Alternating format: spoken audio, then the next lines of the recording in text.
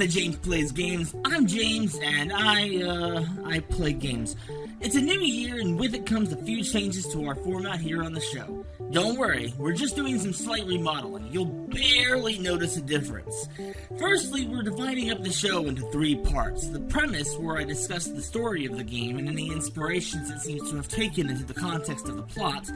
The execution, where I exclusively talk about what the game did right and wrong with the gameplay. And finally, the conclusion, where I will cover any other points that didn't fit within the first 2 parts, while bringing the review to its inevitable conclusion. I think this will help to give everyone out there watching from home a clear idea if the game is something you'd like to purchase or if you'd like to pass for now.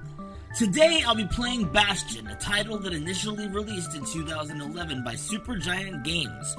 Will I enjoy it? Will I hate it beyond compare? Let's find out in the premise. Bastion is one of those games that I couldn't really get into, but as time went on, I discovered that I actually enjoyed it more than I led myself to believe at first. Taking place in the wake of a cataclysmic event known as the Calamity, you play as the Kid, who, armed with his trusty hammer, must defeat the creatures known as Gasfellas and retrieve mystic cores in an effort to rebuild civilization on your Bastion, or a place or system in which something, in this case society, continues to survive according to Merriam-Webster. Throughout the game, your overall goal changes from collecting cores to collecting shards, which will lead you to the conclusion that I will not spoil in this review.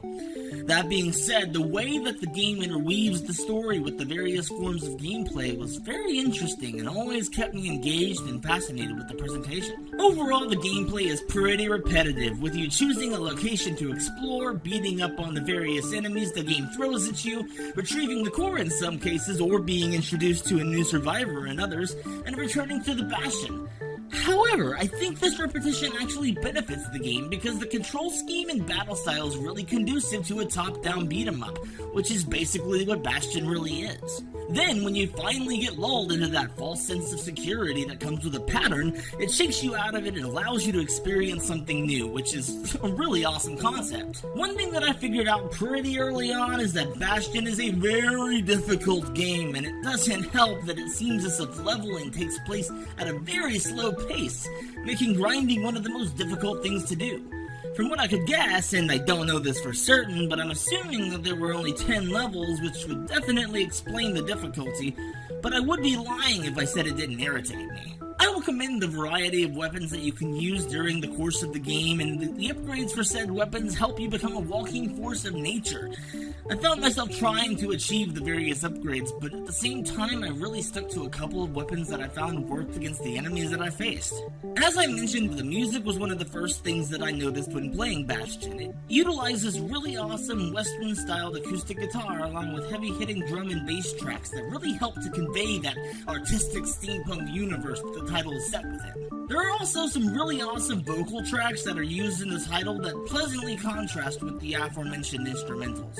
There's a minimum of voice acting, largely performed by voice actor Logan Cunningham, portraying an elderly stranger that you meet in your travels, and Ashley Barrett as a character that you meet sometime later in the game. But what is there adds to the experience and doesn't in any way take from the environment that the game presents. As a whole, I was very pleased with what I received from Bastion, and highly recommend picking it up at its normal price of $14.99 for the game, or $24.98 for the package with the game and soundtrack via Steam. Thanks for watching James Plays Games. Did you agree with my review of Bastion?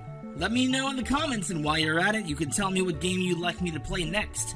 James Plays Games is a Pixcelation entertainment production, so if you'd like to read more reviews, previews, and other content, hop on over to www.pixcelation.com.